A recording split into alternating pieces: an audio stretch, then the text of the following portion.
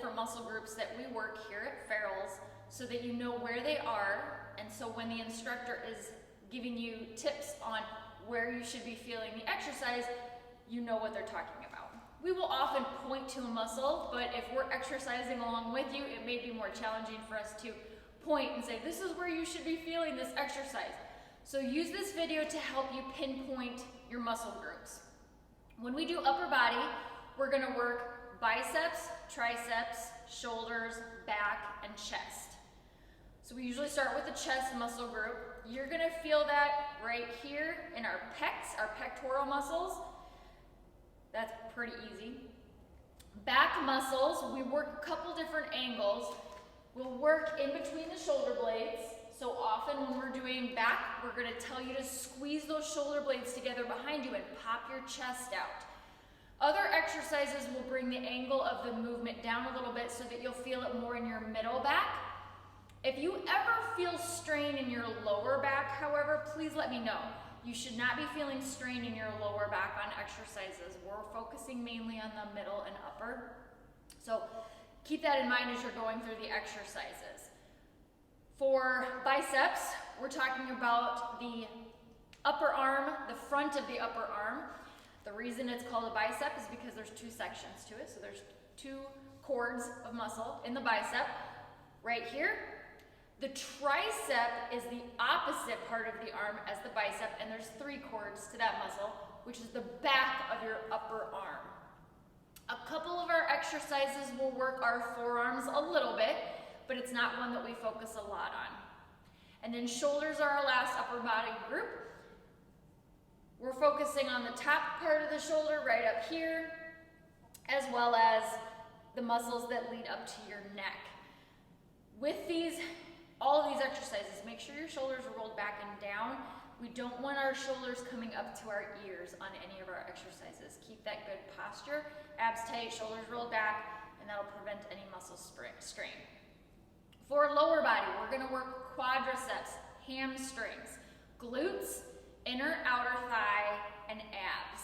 So our quads are the front part of our upper leg, and quad, there's four main sections of the quads. Exercises like squats and lunges will work multiple sections of the quads at once.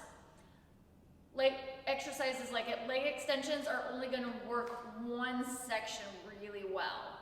So compound exercises like quads are great because you're working multiple angles of muscle at the same time. The other simpler exercises are still important, but they're not going to be quite as challenging on your cardiovascular system. So just keep that in mind. We are always going to do some of those compound exercises to give you the biggest bang for your buck. So quadriceps are in the front, hamstrings are the back of our lower leg. And with every muscle group, everything in our body, it's really important that we stay balanced. So we don't want to focus too much on our quads and then go easy on our hamstrings, because that can cause an imbalance in your body, which can lead to injury. So as hard as you work your quads, make sure you're working your hamstrings just as hard. Then we've got our glutes, our booty, the biggest muscle in your body. Not saying that your butt is huge or anything like that, but our glutes, lots of work throughout the day. It's hard to burn them out, and it's really challenging once we get a set going on in glutes. It's gonna feel real good. You're gonna feel the burn. But a lot of different muscle cords in our glutes, so make sure you're focusing on that good form so that you can isolate those muscles and work them as hard as possible. Inner and outer thigh, outer thigh, abductors and adductors. Those are really crucial with balance and coordination. So we're gonna work those two muscle groups during lower body. And then abdominals, everyone's favorite. We love doing abs. You've got lower abs, mid, upper, and obliques.